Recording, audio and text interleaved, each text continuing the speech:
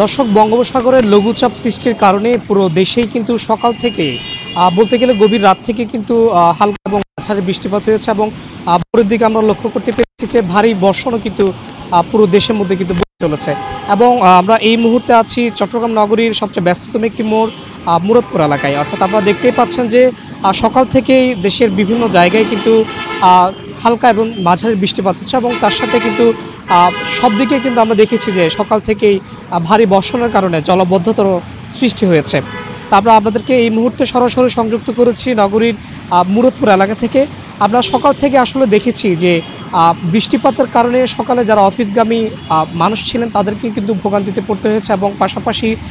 যারা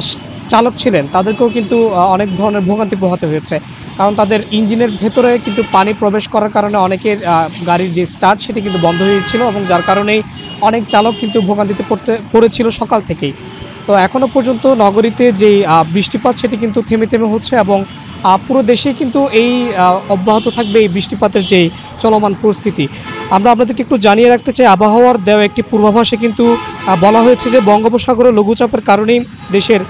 বিভিন্ন এলাকায় কিন্তু থেমে থেমে বৃষ্টিপাত হচ্ছে এবং উত্তর পশ্চিম বঙ্গোপসাগরও তৎসংলগ্ন গাঙ্গে পশ্চিমবঙ্গ বাংলাদেশ উপকূলীয় এলাকায় অবস্থানরত লঘুচাপটি ঘনীভূত হয়ে সুস্পষ্ট লঘুচাপে পরিণত হয়ে বর্তমানে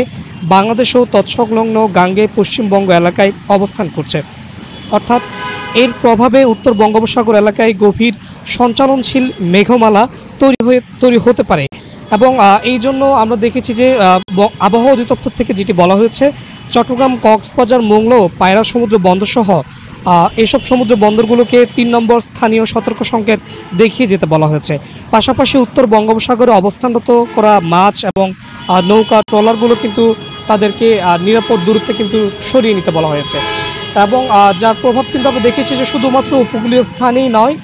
দেশের বিভিন্ন জায়গায় কিন্তু আমরা দেখেছি যে এখনও পর্যন্ত থেমে থেমে বৃষ্টিপাত হচ্ছে। এবং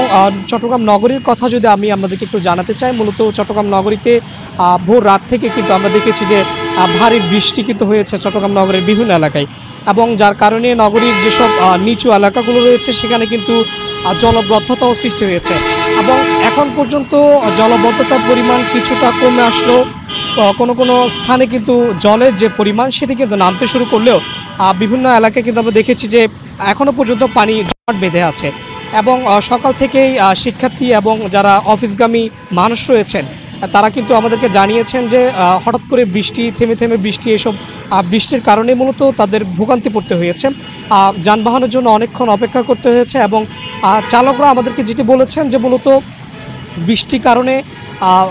কিছুক্ষণ পরপরই যেহেতু বৃষ্টি হচ্ছে তার কারণে কিন্তু অনেক জায়গায় জলবদ্ধতা সৃষ্টি হয়েছে এবং জলবদ্ধতার কারণে তাদের ইঞ্জিনের ভেতরে পানি প্রবেশ করেছে এবং অনেক যানবাহনের কিন্তু যে স্টার্ট সেটি কিন্তু বন্ধ হয়ে গেছে। অনেক যানবাহন বন্ধ হয়ে যাওয়ার কারণে কিন্তু দুর্ভোগে পড়তে হয়েছে অনেক চালকদেরও। তো বলা যায় যে এখনও পর্যন্ত চট্টগ্রাম নগরীতে গুঁড়ি গুঁড়ি বৃষ্টিপাত হচ্ছে এবং এই বৃষ্টিপাত আবহাওয়া অধিদপ্তর থেকে যেটি আমাদেরকে জানানো হয়েছে যে মূলত